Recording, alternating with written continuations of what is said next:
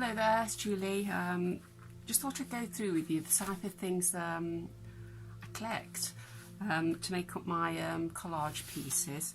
It does take hours and hours, and I've just spent a couple of hours, if not 3, just sorting through clips and magazines and trying to just compile things into some sort of order. In this box here, I've got a lot of magazine pieces I've saved up over time, so I'm a bit of a hoarder of things like this, and it's all interior type pictures that might come in useful for either inspiration, for actual shapes, colours or themes when I'm actually putting my artwork together. I never know what I'm going to need or want, so I save quite a wide range of things and try and separate all my bits of collage into separate piles. So that's at the moment what I've got for doing interior sort of work. I've got a tray here. Now this tray here is what I call my colour tray. I make up a lot of my own papers because I can't always find the colours that I want. So you can see these on a nice thin deli paper is what I use, and also I save all my paints when I'm using acrylics. I save all the bits and they might come in useful, and I have little sessions where I paint these coloured pieces. I save all my bits of oddments where I might dab my brush, so all sorts of colours there. And also, again, magazine pages I save, but this time with any block colour on, so that I can get some nice bright colours. It's quite a lot. There's more deli papers there. As you can see, I'll pull out some out. That's more deli papers. All different, from creams through to black, purple, pinks, reds, mustard, blues, and also anything with texture on that might be good at imitating different elements of your painting. So that's all of my papers there. Put them back in the rack. And also a lot of elements I use for my collage, depending on what I'm doing, especially with some of the abstract. I use a lot of cardboard. I like ridge stuff that I can actually press down or rub off. Different textures of card, that's a bit thinner ridge. Envelopes.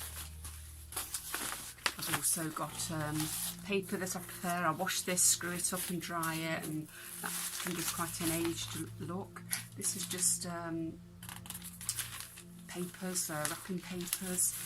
In here I've got a collection of tea bag and tea stained tissues, tissue paper, music paper, pattern pieces,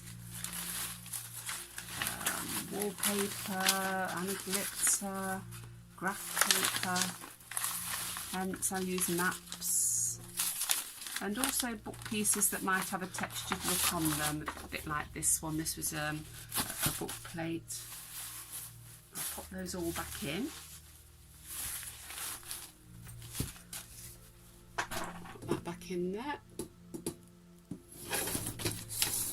And in this drawer here, I've got lots of different sections of papers that I save. Again, this one here is interiors. I might use some elements in an abstract painting. I might cut out bits and use them as under papers. But basically there's lots and lots of different pieces that I've saved, and I put them all, clip them together so they're easy access for me. And even though it takes me hours to do it, it's worth it in the end, but it cuts down on my time searching for things. This one here, I go on the canal waterways quite a lot, at least twice a year, and so I do a lot of sketching when I'm out on the waterways. So I've managed to pick up some bits on the waterways, different boats and locks that I might go through. So I save these up, and this helps me along with when I'm sketching. I might pick out elements there. This little section here I've got is really holidays and places I've been abroad, or I might pick out elements of any holidays, whether it's England or foreign, just to keep there for when I do my sketchbooking or my main art pieces. This is a little bit more interior type of papers. I have quite an interest in saving up interesting patterns for buildings. You can get some wonderful under roof shapes. Oh, that's got a pig on there. And I also save the graphy sort of bits as well, because I might be able to use them upside down or in a collage somewhere. And there's a big, this is a big bundle of building. Look at that, that's wonderful. That's an indoor market. Beautiful ceiling. And I particularly like saving things with construction things on, with cranes in the background as well. And it's a lovely one here, a cathedral. Lots of modern building pieces here.